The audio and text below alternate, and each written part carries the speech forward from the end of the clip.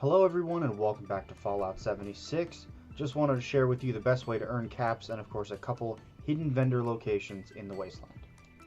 Now there are 7 factions in the Wasteland: Responders, Raiders, Free State, Brotherhood of Steel, Enclave, the White Spring area, and of course Watoga, and each one of these factions has 200 caps to their name.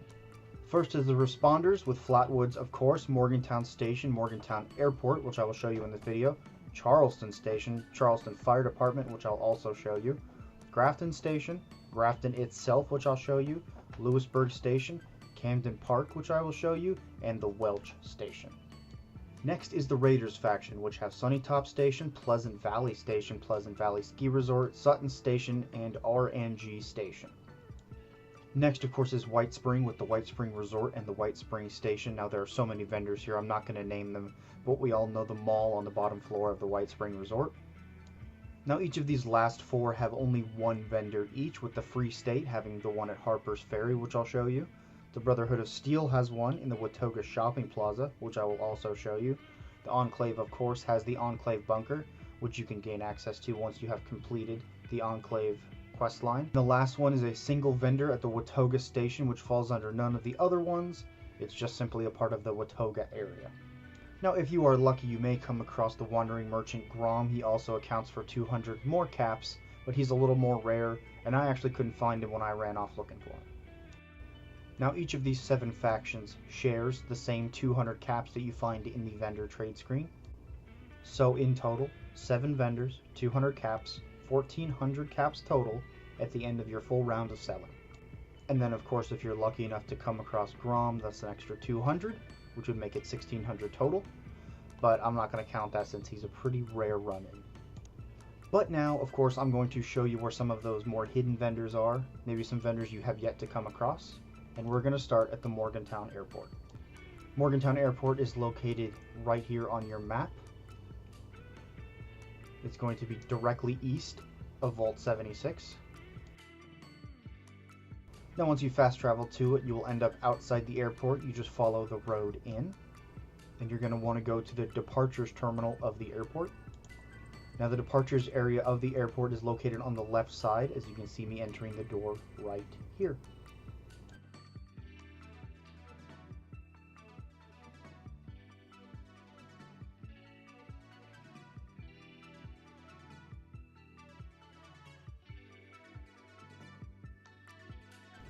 Now, once you are inside, you look to your left, and of course, there is the trading post with the vendor.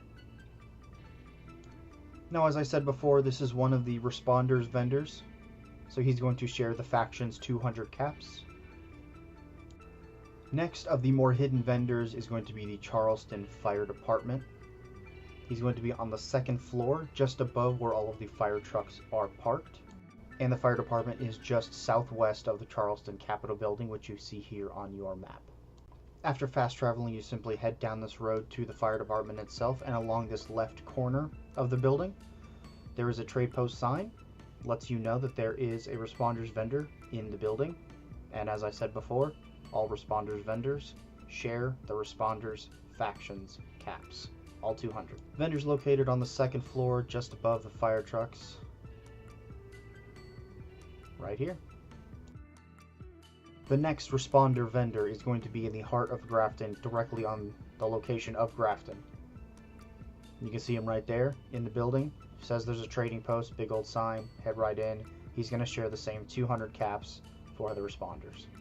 The next Responders vendor is going to be at Camden Park, located on the left side of your map on this big picture of a roller coaster. Spawning in, you're going to end up on the road. You're going to have to head on in through the parking lot. Now, I'm going to skip ahead because I get swarmed several times by low-level ghouls. But once you're in the park, it shouldn't be too hard to find this vendor bot next to a couple more Responders vendor signs. Next up is going to be the vendor from the Free States faction. This is its own vendor. It has its own set of 200 caps. And it's going to be within the heart of Harper's Ferry. Fast traveling in, you see me moving my way through a couple of these enemies, which I'm going to fast forward through. After you have dispatched your enemies moving further into Harper's Ferry, you're going to see a row of stores, including a pawn shop, heading into the back alleyway. At the very end of the alleyway, there is a small porch, and on it you will find the Free States vendor. Now, I'm unsure why in my server the vendor was kind of hidden behind a corner, Blair Witch style, but here's the sign for the trading post, and then here is that vendor.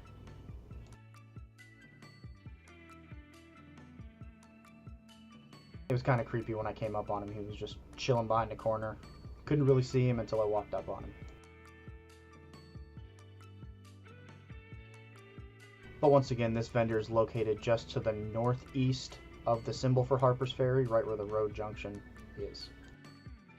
Next is going to be the Brotherhood of Steel vendor, located at the Watauga Shopping Plaza, as you can see here. Peeking through the window, you can see him shambling about in there. But that is going to be the only Brotherhood of Steel vendor, and he is good for 200 caps as well. Now this is one of the Raider vendors, kind of hidden in the Pleasant Valley Ski Resort. He's a little hard to get to, so I'm going to show you. Now after you fast traveled, you're going to end up outside the resort. Heading in, you're going to be entering the main resort building, which is up ahead on the right.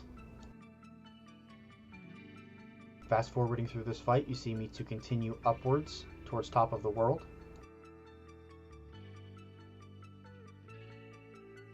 And then, as I spoke of, here on my right is the main resort building, which that vendor is currently located through those windows that we just walked by, but you can't get to him unless you go upstairs and then back downstairs. Fast forwarding through yet another set of fights, you see me head up those stairs and then into this hallway, where I then head downstairs, but on the wall you do see that trading post sign made by the Raiders.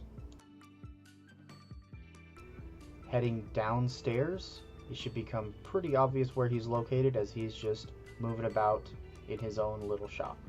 And there you have it. That's just a small list of some vendors you may not have come across. I hope the explanation of the faction system helps you earn a few extra caps. Thank you all so much for watching. I really do appreciate your support. Have a great new year. I'll see you all in 2019, and enjoy the Wasteland until then. Take care.